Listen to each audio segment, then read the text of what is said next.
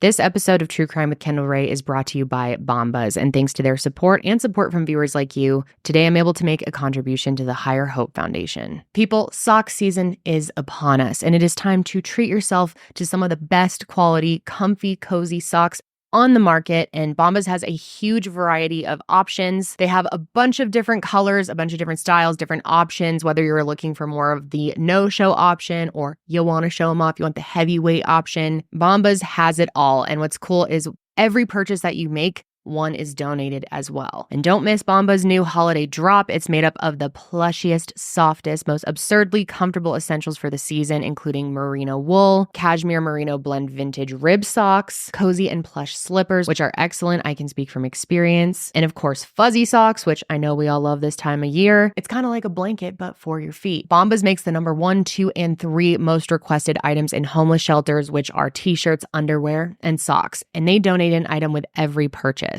Over 140 million essential clothing items have been donated across a network of over 3,500 giving partners in all 50 states. So treat yourself this season while also giving back. You can get 20% off your first purchase at bombas.com/Kendall or by using the code Kendall.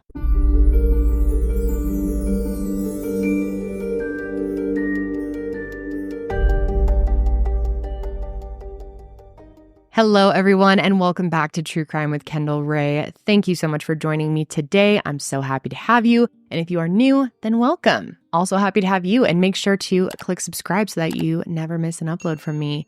So guys, before we get into today's case, I do have an exciting announcement. I am finally launching some new merch. I know it's been a minute, but I am very excited about these new items. They are very fall, they are giving cozy, and there's something in there that I've never done before, so I'm really excited to tell you about that. But what I'm most excited about is from now on, a percentage on all merch sales across all of our different shows at Mile Higher Media will go to the Higher Hope Foundation. So it's a very easy way to support our foundation while also treating yourself and supporting my show, of course. So the first item, of course, I am wearing today. It says TCKR on the side, True Crime with Kendall Rae. And then on the back, it has Stay Safe Out There. I love how this one turned out. My whole team is obsessed with it. We've been wearing it nonstop lately in the office. But this next item I think is my favorite because I've never done anything like this. It's a blanket, people. You probably normally can't see. I don't know where the camera cuts it off, but I always have a blanket with me while I'm recording. I just have a blanket with me pretty much always. And so we have Stay Safe Out There blankets, and they're so cozy. They're Sherpa. These are such good quality. They're so warm. I've actually had this now for quite some time, so it has had many cuddles with me, and I really think you guys are going to love these.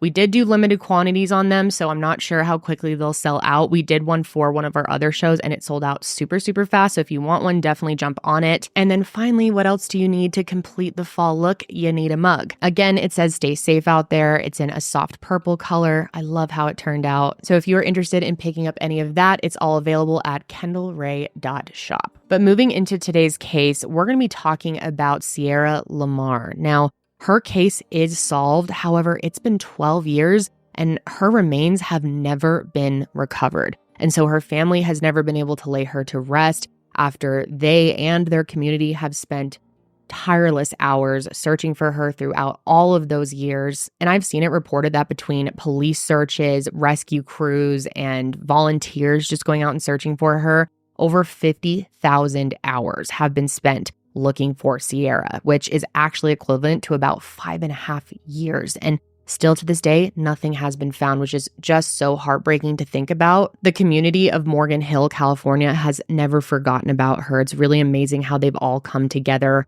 And I hope that you see, after I tell you how amazing Sierra was, why it's so important that we continue to talk about her until her remains are found and she can be laid to rest properly. So with that, let's go ahead and get into the case. So Sierra Mae LaMar was born on October 19th, 1996 in Fremont, California to her parents Marlene and Steve. And she also had one older sister named Danielle. And if you're tuning into this episode the day it goes live or the day after, you probably have realized that her birthday is just around the corner. And she would actually be 28 years old if she was still alive today. October 19th should be a day that she would be spending with loved ones, but instead, It's a day that they will again be mourning her loss. And let me just tell you, losing Sierra has been a major loss. From what I know about her, just from learning about her, the way she's described, Sierra was a small but mighty type of girl who, really above all else wanted to make other people laugh. She was that type of person who was always looking for how to bring joy out of other people. She was incredibly goofy. I loved looking back at some of her old pictures and videos, and really at any given moment, it seemed like she would be doing something to get a laugh out of whoever she was with. She also loved social media and technology in general, and really was a true teenager in the early 2010s era. And she loved recording these little silly videos of herself and her friends on a laptop, which is something that I did. I know so many of you probably did that as well. It's very relatable, very, like I said, 2010s era. She just seemed like such a fun, easygoing person. And it's all those qualities about her that made her so easy to love. And growing up in Fremont, she had no problem making friends and was definitely a very well-liked person among her peers. In her freshman year of high school, she had joined the cheerleading squad, and all things considered was just generally really happy. The friendships that she had in Fremont, you can tell she just treasured so deeply. And I mean, being a teenager, your friendships are everything. And she had some really great friends. And I bring all this up because she ended up having to move away from them, which, as you can imagine, was very, very difficult for her. And the reason she had to move is because in October of 2011, a judge actually ruled that Sierra had to live full-time with her mom, and her mom was planning on leaving Fremont and moving 35 miles away to Morgan Hill. Now, obviously, that's not a huge move when you think about distance, but at that age, having to leave behind all these great friendships and this life you've established, cheerleading as well, was really, really hard on her. And obviously, you guys are probably wondering, why did a judge order that she lived with her mom? And I'll warn you ahead of time, this is disturbing, but it turns out that Sierra's dad, Steve, was caught acting inappropriately with one or more of her friends during a sleepover. And he ended up being arrested, thankfully, and charged for what he had done. And Marlene, Sierra's mom, didn't want to stay with him after that, so the two of them got divorced, which is when and why a judge ruled that Sierra had to move with her mom. And it was just Sierra that was ordered to move with her mom because she was only 15 at the time, and her sister was 4 years older, so she wasn't ordered to move as well. So it was just Sierra and her mom, and obviously it was a huge transition. So in October of 2011, she and her mom made that move from Fremont to Morgan Hill, California. And it was only about a 45-minute drive away, but like I said, for a teenager, this was a drastic change, and she was really bummed about it. She ended up having a really hard time just adjusting to the move and also adjusting to being at a new school. I mean, that can be really, really hard. So now she's a sophomore in high school and had to essentially start over when it came to her friendships and that life that she had once known. And I'm sure so many of you out there can relate to that, moving at any age in your childhood, but especially in the high school years, I feel like that can be really difficult. Or just in the middle of middle school or the middle of high school, middle of elementary even. Making that move can be really difficult. I had changed schools as a kid too, and I know that it's just, it's a lot at that age, a lot to get used to and to readjust, rebuild your life kind of. It can be really hard, and I really feel for her going through that. I will say that she seemed to be a very tenacious person, and like I already mentioned, she was very funny and very likable, so she was able to make some new friends, or was starting to build some new friendships, and had also joined the cheer squad at her new school, so that was helpful as well. But overall, she wasn't thrilled about the move to Fremont, and this was no secret to her friends and family. But given everything that her mom had been through, I completely understand wanting to have a new start in Fremont. And it wasn't just because she wanted a new start. She had also started a new relationship with a man named Ricky, and the two of them had gotten to the point where they wanted to live together, so that was also part of the reason for the move. So Morgan Hill was supposed to really be a fresh start for the two of them, but sadly, Morgan Hill is where Sierra's life was senselessly taken. And that brings us to the morning of March 16th, 2012. As Marlene was getting ready for work, she walked into her daughter's bedroom to make sure that she was awake and getting ready for school. It was right around 6 a.m. It was a completely normal day. Sierra was up and was about to start getting dressed for school. And Marlene gave her $5 for lunch, told her she loved her, and said her goodbyes, not knowing that this would be the last time she ever saw her daughter, which just tears my heart up thinking about that. She left for work that day and assumed that Sierra was going to catch the bus and go to school like normal. Her high school and Sobrato High School was not that far away. It was actually only about 10 minutes down the road, but Sierra typically rode the bus because her mom and Ricky often left for work before they could drive her. And her bus stop was pretty convenient. It was less than a half a mile from her house, and it always picked her up at 7:25 a.m. So in order to get there on time, she normally left her house around 7:10 a.m., which is what investigators believe she did that day. At 6:57 a.m., Marlene had texted Sierra to ask her to wipe down the tub before she left for school. And then she sent her another text asking if she was meeting up with a friend after school. However, she never ended up getting a response from her, although we do think she received these messages and just didn't reply, because we also know that at 7:11 a.m. she had texted another friend, which of course it's pretty common for teenagers to not respond to their parents. I mean, I still at 31 still sometimes don't respond to my parents as quickly as I probably should. But that text to her friend at 7:11 is super important because it's actually the last known contact that Sierra had with literally anyone. And it's also important because it tells us that she was planning to go to school that day. In this text message, she was responding to her friend who had asked her to bring the stuff, which the stuff was just homework and makeup. So pretty typical teenage text messaging. I guess the two of them were going to compare notes when it came to their homework and then also share some makeup. But they never got that opportunity because Sierra never made it to school that day. In fact, she never even made it onto the bus. Later that afternoon at 3:45 p.m., when Marlene got off of work, she called her daughter like she always did to check in after the school day. And she actually didn't answer the phone. And at first she didn't panic or anything. She figured, she's probably busy doing something, probably with a friend, and didn't even look at her phone. But then she tried calling her 7 more times in the next hour from 3:45 to 4:45, and all of those calls went unanswered. And that's when she started to seriously worry. And that worry turned into genuine fear when she got home and realized that Sierra wasn't there and she had no idea where she was. Motherly instincts at this point were telling her that something was seriously wrong, but she tried to, calm herself down a little bit, try to see if she could locate her on her own before jumping to conclusions. So first, she, of course, went to her high school, thinking that maybe her daughter had just stayed behind with some friends, but she didn't see any sign of her there. Next, she called her ex-husband to see if maybe Sierra had gone to Fremont to see him, but he let her know that she wasn't there either. And then at about 6 p.m., she got an email from the school, and that's when she learned something that made her realize that her original instincts were right. She learned from the school that day that Sierra had never made it to any of her classes.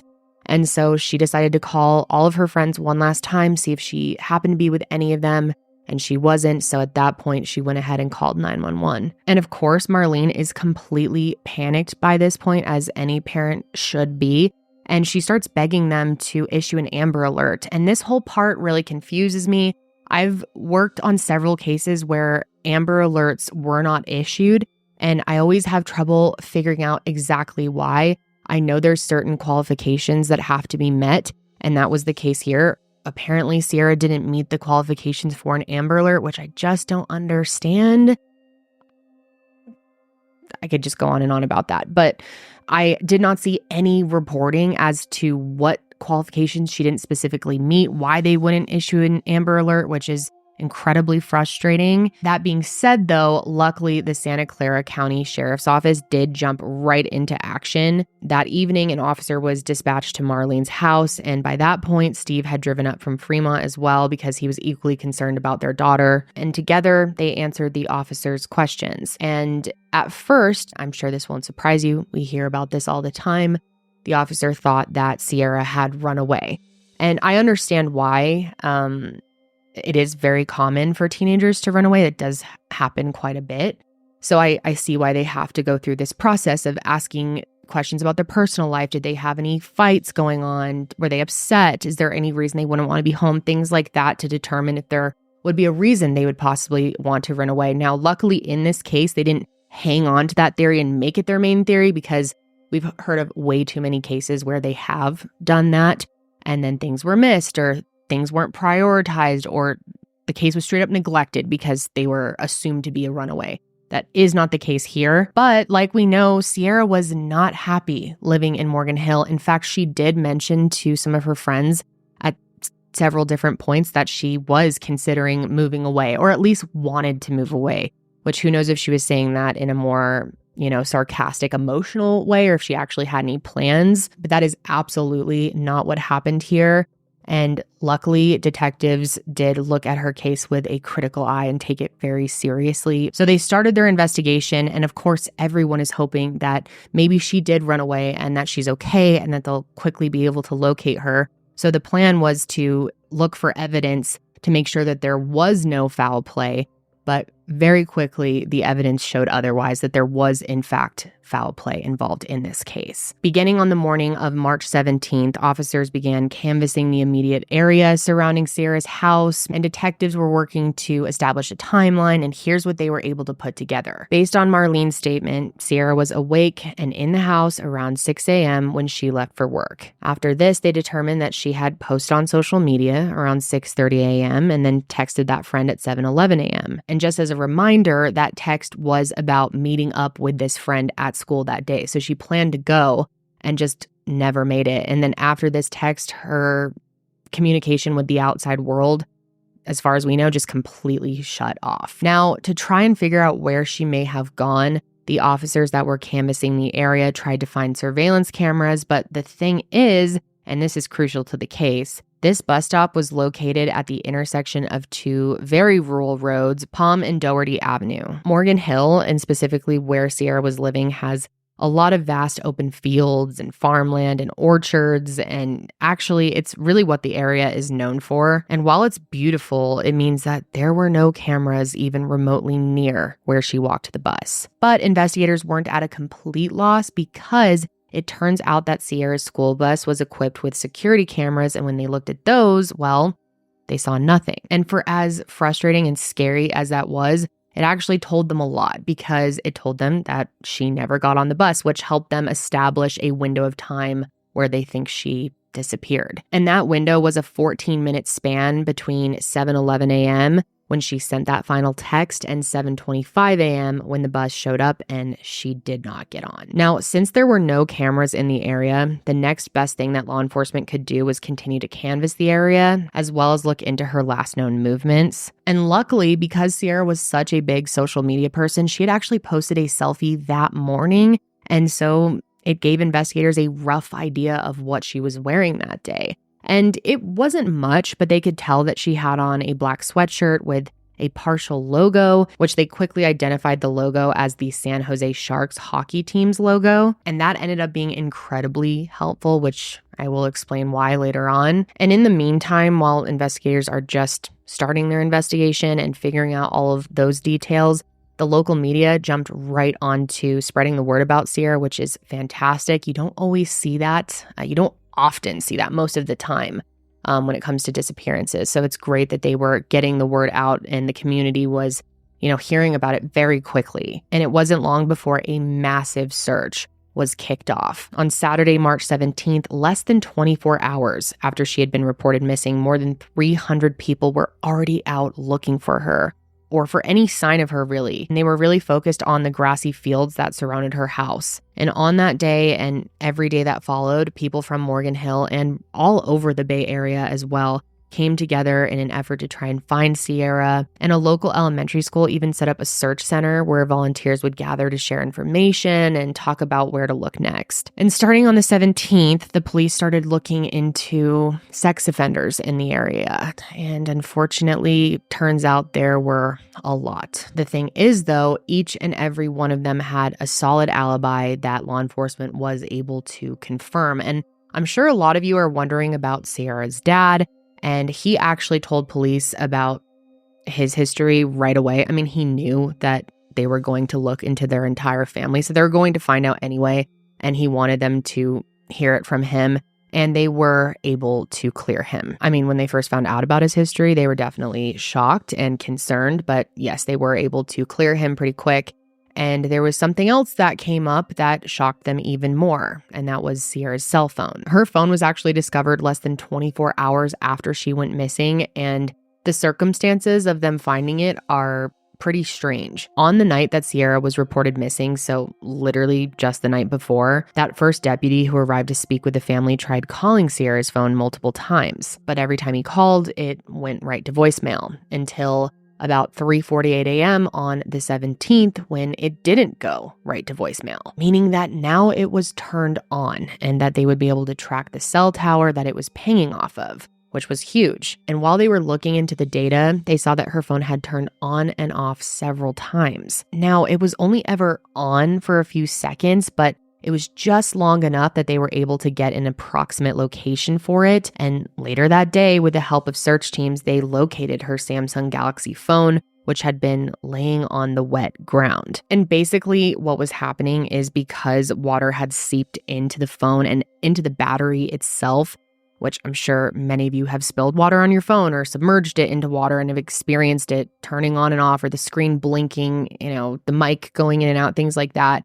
But it basically tricked the phone into thinking that it was charged.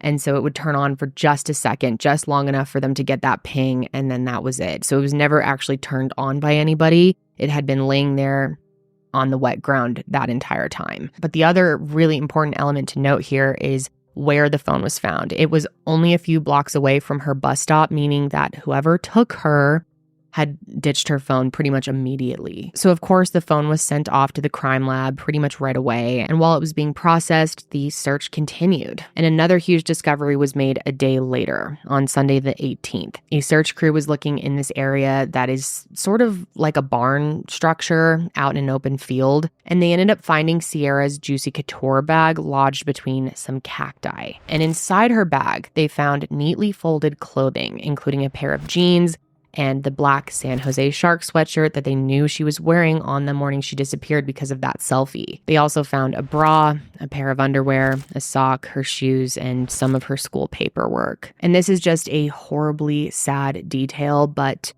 they also noted that her jeans smelled of urine, and I'm pretty sure we can all figure out why. But of course, all of these things were immediately sent in for forensic testing. And even though it took a little bit of time to get the results back, the wait was worth it. For one, they found lichen on Sierra's clothing. Now, lichen is an algae. It grows on rocks and in the soil. And while that might sound like a pretty minor, sort of strange discovery, it actually had the possibility of being really helpful because they brought in a botanist who explained that type of algae, that lichen, only grows in certain areas. So the hope was that maybe they could track down Sierra based on where this lichen grows. And then another discovery that they made when they found her belongings were these little glass beads that were found embedded into her jeans. And these little glass beads matched the reflective beads that you would find on the road, like the lane markings or the markings that separate a bike path, for instance, which indicated that Sierra had likely been dragged by her abductor. And then lastly, the biggest and most important discovery that they made was foreign DNA found on Sierra's jeans, and foreign meaning it is not Sierra's DNA. So of course they ran it through CODIS and they found not only one match, but 12 potential matches. Luckily though, a CODIS administrator was very quickly able to take a closer look and eliminate 11 out of those 12 potential matches and determined that that DNA belonged to just one person. And on March 28th, 2012, 21-year-old Antolin Garcia-Torres was identified as the contributor to the DNA, which, mind you, was determined to be semen. And based on phone records and other factors that proved they didn't know each other, it led investigators to the strong belief that he was the man responsible for her disappearance. Because had they known each other, there might have been a reason for his DNA to be on her. I mean, really, it's just a formality because obviously there is no fucking reason whatsoever that a 21-year-old male's DNA should be on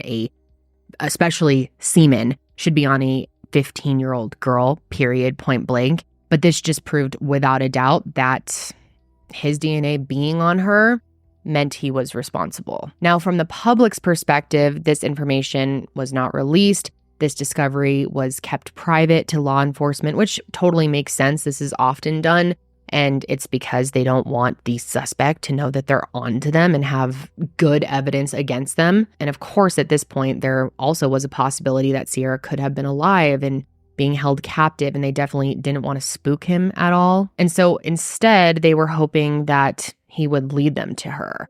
And starting on the 28th, they did 24-hour surveillance on him. They literally followed his every move, wiretapped his phone, put a tracker on his car, even had 2 officers go undercover and move into a trailer adjacent to the trailer that he had been living in with his girlfriend and their child. If Sierra was alive, they strongly believed that at some point he would need to get to her, but he never did. And at no point during the next 6 days that they were watching him 24/7 did Antolin do anything that brought them any closer to finding Sierra. However, during that time, they did end up finding more evidence that suggested he could be involved in her disappearance, which is pretty obvious at this point, right? But it turns out that the RV park that he lived in had a single security camera which recorded cars entering and exiting the area.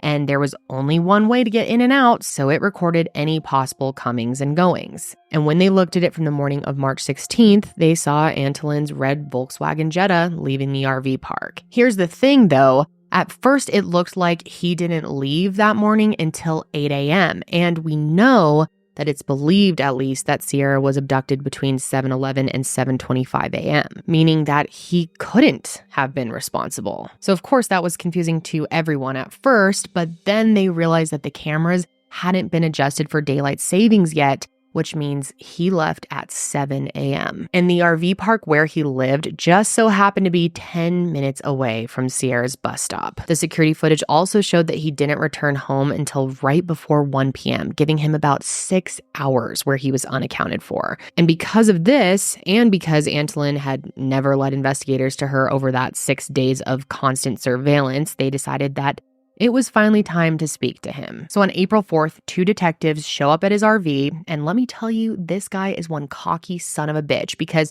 they start talking to him very casually, asking if he was aware that there was a missing girl in the area, and his response was, "I would like you to get to the point." Fucking asshole. And then, of course, they ask him if he knew who Sierra was, and he responded saying, "I doubt it. Why?" And for as arrogant of a response as this is, it was the perfect response because it was now separating him from the victim. If he is saying that he doesn't know her, that means that there is no reasonable explanation why his DNA should have been on her jeans. So 3 days later, on the 7th, they decided to bring him in for questioning, and they also obtained a search warrant for his car and his house, and I will get into those results here in a bit. But while he was in questioning, Antolin provided a description of what he did back on March 16th, which included leaving his house around 7:10, 7:20-ish a.m., going fishing alone, followed by a trip to the bank. Now, we know that they had checked his time of departure, which was actually 7 a.m., but because he said he went fishing alone, that obviously can't be corroborated. He did, however, no shock here, say something incredibly stupid, which was that on his drive to the reservoir, he missed his turn and had taken a different route. And what road do you think he said he was on? Palm, which is the road that Sierra's bus stop was located on. So this idiot literally placed himself on the exact road that she was abducted on around the same time, and they were able to figure out that it would have been around the same time based on how long it would have taken for him to get there from his home. So just unbelievably dumb. And that's not all, because the sergeant who was questioning him then asks him if there is any reason that his DNA would be on any of Sierra's belongings. And let me be clear, he said DNA. That was it. There was no mention of semen or sperm or anything like that. And his response was asking if sperm could be a source for DNA, which, dude, obviously. And then this freak goes into this incredibly bizarre story about how he masturbates in his car and then uses tissues to clean himself up. And then his nasty ass says that he sometimes throws these tissues out of his car window. So if there was any sperm found on her, it was probably because of that, which, what? What are you talking about? First of all, I just can't get over the fact that he says all of this before sperm or semen is even mentioned. But you're telling me that your nasty sperm-soaked tissue that you threw out of your window somehow floated and found its way all the way to this field and got itself onto Sierra's jeans.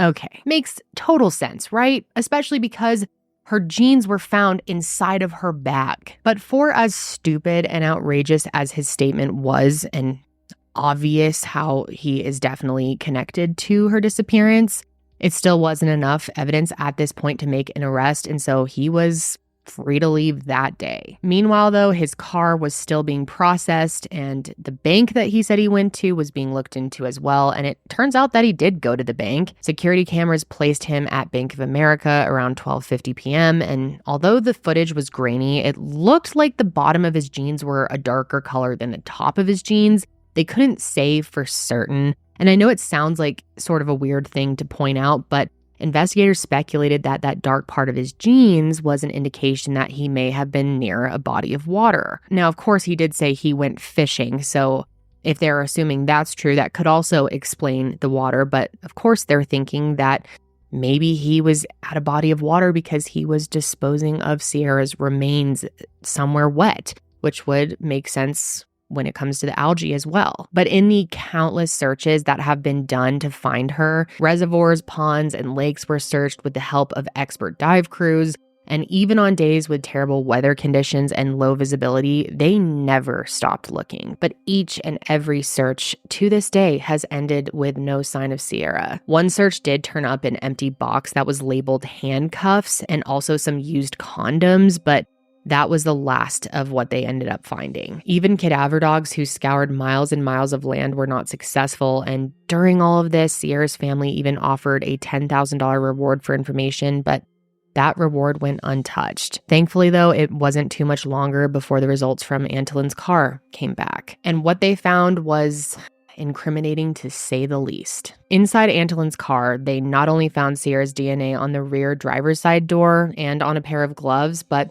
they also found a piece of her hair, which was located on a rope that they discovered in his trunk. And they were also able to match fibers from the floor mats to fibers that were located on Sierra's jacket. They did not, however, find any evidence of blood. And finally, with all of this evidence to suggest that Sierra had been inside his car and likely inside his trunk, they decided to arrest him. On May 21st, 2012, Antolin Garcia-Torres was arrested for kidnapping and for first-degree murder. And his one and only response to being placed in handcuffs was, "Really? Yeah. Really." Now, the announcement of his arrest was not technically the first time that investigators had shared that they had a suspect in mind. Earlier that May, they did release a photo of his red car to the public, asking if anyone had any information about it because it belonged to someone that they thought was involved. But his arrest was the first time that anyone following the case, any of her loved ones, had heard Antolin's name.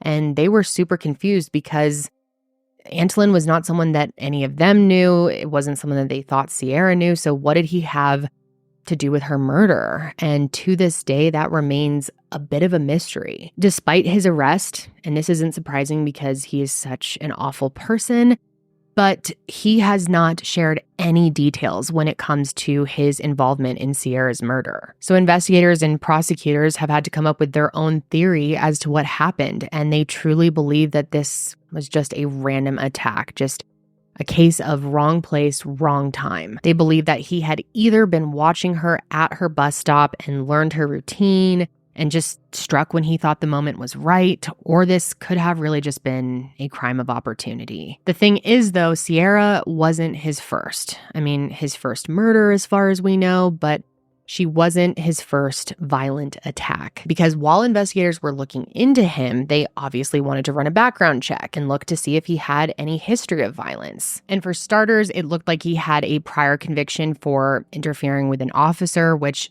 didn't look great, but it wasn't the worst of it. What they ended up finding was much, much worse, because back in 2009, there were 3 women who were attacked out in the parking lot of a Safeway, and it just so happened to be a Safeway that Antolin had worked at that time. And at the time, police weren't able to figure out who was responsible for those attacks, but with the help of those women, they were able to create a composite sketch of the attacker. And when investigators were digging around, they saw this sketch and realized it looked a hell of a lot like Antolin. So of course, they reopened those cases and found out that during one of those attacks, the guy had dropped his stun gun. And well, after running some testing on it, they determined that a partial fingerprint was left on the battery of the device, and it was a match to Antolin. So on top of facing charges for kidnapping and killing Sierra, he was also facing charges related to this string of attacks in the Safeway parking lot. But the biggest hurdle that prosecutors are facing now is the undeniable fact that they still don't have Sierra's body. But of course, that was not going to stop them from trying to pursue justice. So on January 30th, 2017,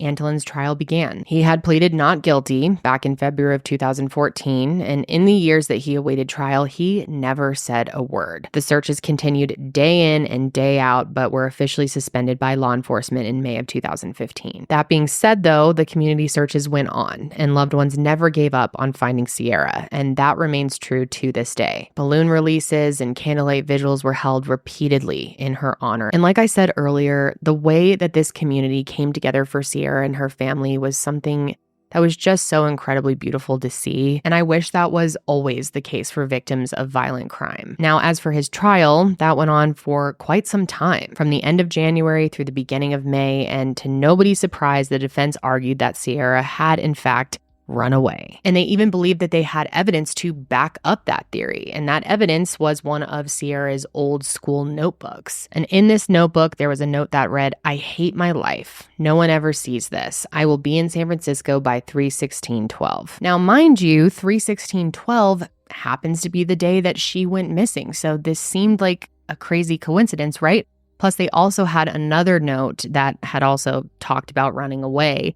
And so, in the eyes of the defense, this seemed like plenty of evidence that she really willingly left her life, which I definitely found to be interesting and confusing at first. But then I found out that a handwriting expert testified as well and said that none of these notes were in Sierra's handwriting. And the prosecution argued that these messages were actually written by other students as some sort of a prank, which I don't get the joke. I don't get the prank. It's incredibly weird.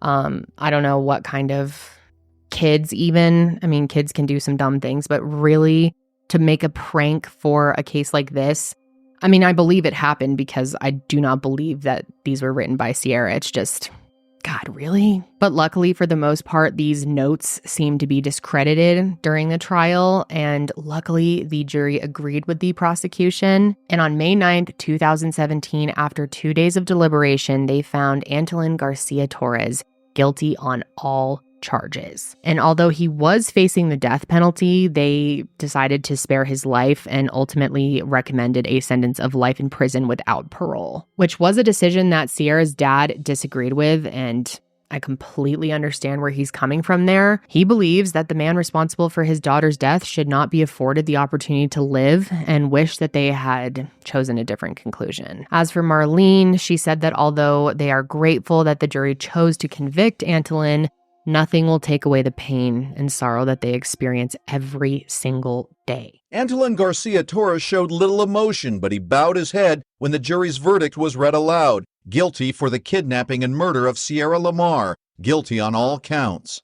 Truly, we've been praying for the chapter to have this type of ending. Justice. Supporters and Sierra search team members embraced and high-fived each other. Sierra's friends and family wept. Victory in the courtroom, but the loss goes on. Nothing will take away the pain and the sorrow that we experience every day. It took just 12 hours of deliberations for this jury to reach a verdict, a huge victory for the prosecution, tasked with proving murder, even though Sierra's body was never found. And since the time that Antolin was arrested, he refused to speak about what happened to Sierra besides maintaining his innocence. Several news outlets had written to him in jail to try and see if he would talk, but he never did. That is until December of 2020, when, for whatever reason, he decided to reply to a reporter. And although she asked him many different questions. He responded to only one, and it was one about his innocence. And no shock here, but he says that he holds fast to his innocence and that he is not going to talk about the case. He also mentioned not trusting people and that his days of having his voice are long gone. And truly, that is the last time he has spoken out. But talk about how many other people, because of you, can't trust anybody. Now, the LaMar family still holds out hope that one day Sierra will be found and they'll finally be able to give her a proper burial. It pisses me off beyond belief that this guy won't just tell them where she is. Obviously, that would make him have to admit that he was involved. But at this point, dude, come on. Just give them that at the very least after everything you took from them. All we can hope is that one day Sierra's family is able to find her and to put her to rest, and that they don't have to go another 12 years, if not longer, not having that type of closure. Like I mentioned at the beginning of this episode, thousands and thousands of hours have gone into searching for Sierra that equal about 5.5 years of searching for her. Which is just insane that nothing has been found. But I wish that that type of search effort and that type of community support, would be available to all victims who are missing out there. But that's just unfortunately not the case. But this week, in Sierra's honor, I wanted to make an additional contribution to the Higher Hope Foundation, my new foundation. If you haven't heard about it, you can check out my last couple of episodes where I speak about what we're doing and what we hope to do in the future. We already have a few grants in process, and I'm hoping that we will be able to help more victims like Sierra get the justice that they deserve. And I just wanted to say to Sierra's loved ones and family that I'm so devastated by what your family has been through. A loss like this, I don't know if I would personally ever be able to recover from, and the strength that you guys have all shown and your ability to keep fighting, to keep searching after all of this time is just really inspirational to me. And I hope that one day I can update you all that her remains have been found and her family is able to get that closure. But that is all I have for you guys today on this case. I will be back next week to report on another case. But until then, stay safe out there.